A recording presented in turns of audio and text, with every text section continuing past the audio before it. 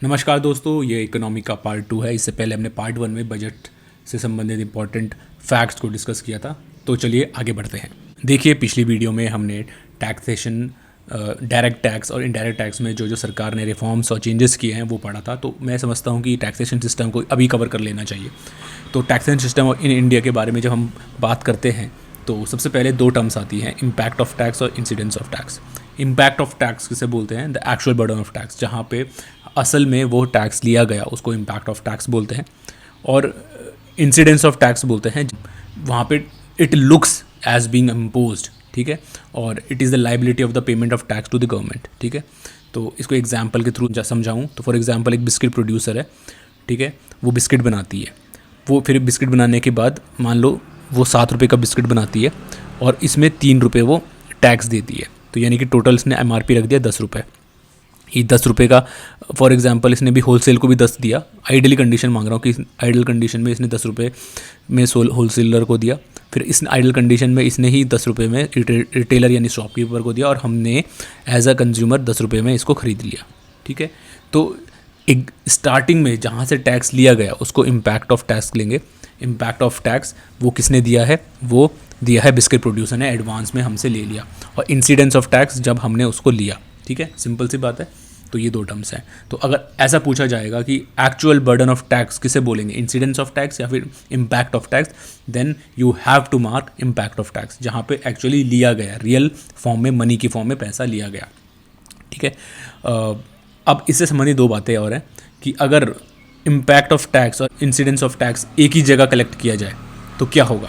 Simple सी बात है, जब ये दोनों एक ही जगह क्लियर किया जाएगा तो उसको हम बोलेंगे डायरेक्ट टैक्स, यानी कि जब ये दोनों एक साथ कलेक्ट किए जाएंगे। जैसे कि इनकम टैक्स, जब इनकम आती है, हमारी सैलरी आती है, तो हमसे ही पैसे ले लिया जाता है, तो उसे हम बोलते हैं डायरेक्ट टैक्स, ठीक है। और इनडायरेक्ट टैक्स, जैसे हम कुछ भी गुड्स खरीदते हैं और सर्विसेज अवेल करते हैं, तो हम एडवांस में पैसे, जो हमें सर्विस प्रोवाइडर है या फिर गुड प्रोवाइडर है, वो हमसे एडवांस में पैसे काट लेता है टैक्स के फॉर्म में, ठीक है, और सरकार को दे देता है। तो इनडायरेक्ट टैक्स हम उसको दे रहे होते हैं, ठीक है। तो वहाँ पे इम्पैक्ट ऑफ टैक्स और इंसिडेंस ऑफ टैक्स अलग अलग जगह बनते हैं, जैसे कि ये वाला केस था बिस्किट प्रोड्यूसर वाला, ठीक है। चलिए आगे बढ़ते हैं। आगे देख रहे हैं कि India follows progressive tax system. इससे पहले एक क्वेश्चन ये I guess UKPCS upper prelims में आ चुका है कि इंडिया कौन सा प्रोग्रेसिव टैक्स सिस्टम फॉलो करता है। तो India follows progressive tax system. उसमें क्वेश्चन में ये था कि रिग्रेसिव, प्रोग्रेसिव, प्रोपोर्शनल और एक और था, तो आपको याद रखना है प्रोग्रेसिव, ठीक है। और प्रोग्रेसिव टैक्स सिस्टम में एक ड्रॉबैक ये बोल सकते हैं कि पुअर के लिए, तो अगर कोई किसी की आमदनी बहुत कम है तो उसके तो मज़े हैं, मतलब उसको ज़्यादा टैक्स नहीं भरना, मगर अगर कोई रिच है तो उसको ज़्यादा टैक्स भरना है, तो थोड़ा सा ये ड्रॉबैक होता है। तो ये बात है। और प्रोग्रेसिव टैक्स सिस्टम में इंडिया प्रोग्रेसिव टैक्स सिस्टम के साथ साथ प्रोग्रेसिव एक्सपेंडिचर भी फॉलो करते ही है। Progressive expenditure in terms of budget, यानी कि ज़्यादा से ज़्यादा, हाँ पता है कि हमारा एक्सपेंडिचर ज़्यादा बढ़ रहा है, मगर उसके साथ साथ हमारा सोशल सेक्टर, हमारा इंफ्रास्ट्रक्चर भी बढ़ रहा है। तो India follows both progressive tax system and progressive expenditure system, right. एक सवाल पूछ लिया जाता है कि इनकम टैक्स एक्ट कब लागू किया गया, तो याद रखिएगा ये लागू किया गया है 1961 में, राइट। फिर पहले एक टैक्स हुआ करता था जिसको बोलते हैं गिफ्ट टैक्स। तो गिफ्ट टैक्स एक्ट 1958 पे था, ठीक है, ये पूछा नहीं जाएगा, फिर मैं बता रहा हूँ। फिर 1958 पे था और 1998 में इसको ख़त्म कर दिया गया, ठीक है। इसमें एक टर्म याद रखिएगा, ये पूछा जा सकता है कि हिंदू अनडिवाइडेड फैमिली, HUF, उसी का नाम जिक्र किया गया है इस एक्ट में। अब ये इनकम टैक्स एक्ट 1961 के अंदर आ गया। पहले ये था स्पेशल गिफ्ट टैक्स एक्ट 1958 था, मगर अब ये ख़त्म हो चुका है, 1998 में रिपील हो चुका है, और ये इनकम टैक्स एक्ट के सेक्शन 56 आर्टिकल 2 में है अभी, ठीक है।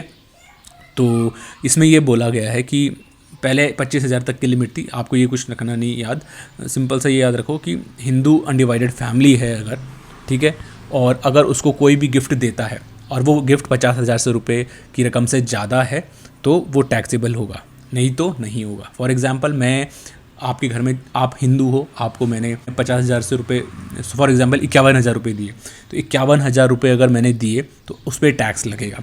अगर मैं आपको 49,000 रुपीज़ दूंगा तो उस पर टैक्स नहीं लगेगा, एज अ गिफ्ट बोल रहा हूँ मैं, ठीक है। चलिए अब बात करते हैं कुछ टैक्स रिफॉर्म्स कमेटी के बारे में। तो सबसे पहले जो सबसे इम्पोर्टेंट कमेटी है जो हमें याद रखनी ही रखनी है, ये एग्ज़ाम में कई बार पूछी जाती है, जैसे कि केलकर कमेटी 2002 की। इसमें इसकी कुछ इंपॉर्टेंट रिकमेंडेशंस है। वैसे तो इस एग्ज़ाम में पूछी नहीं जाएंगी, मगर अपर पीसीएस में ये पूछी जा सकती है कि इसने बोला कि increase income tax exemption limit होती है जो इनकम टैक्स की, उसको बढ़ा दो, यानी कि जो स्लैब्स हैं उनको उसमें थोड़ी सी हेरा फेरी कर दो। एबॉलिशन ऑफ वेल्थ टैक्स में को अबॉलिश कर दो ताकि लोग ब्लैक मनी कम छापे, ठीक है। रैशनलाइजेशन ऑफ एग्जाम्पशंस और abolition of long term capital gains tax. अब ये बात बताओ, long term capital gains tax क्या होता है? फॉर एग्जांपल, जैसे कि आपने कोई इन्वेस्टमेंट किया, इन्वेस्टमेंट किस में किया? आपने शेयर्स लिए या फिर आपने कोई प्रॉपर्टी ली, ठीक है। आप उसको लॉन्ग टर्म तक रखते हो। अगर वो 10 साल तक ली है या फिर 20 साल तक ली है तो वो long term capital gains tax में बनता है, यानी आपने कैपिटल खरीदा है, ठीक है। तो उसको बोला इन्होंने कि उसको ख़त्म कर दो।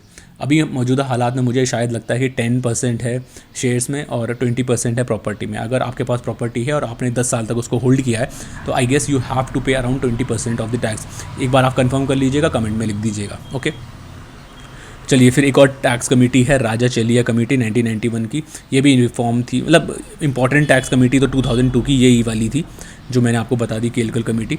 मगर उससे संबंधित कुछ और कमेटी हैं। ऐसा पूछा जा सकता है कि which of the following committee is not related to tax reforms, और उसमें 4-5 ऑप्शन दिए जाएँ। तो उनमें से आपको बता दूं, टैक्स रिफॉर्म कमेटी एक तो केलकर कमेटी है, एक राजा चेलिया कमेटी है, एक रेखी कमेटी है और एक शोम कमेटी। सारी टैक्स रिफॉर्म्स कमेटी है, ठीक है। आपको बस ये याद रखना है कि इसमें और कुछ नहीं है, मेन कमेटी इसमें बस केलकर कमेटी है, बस ये नाम के लिए याद रखिएगा। Thank you.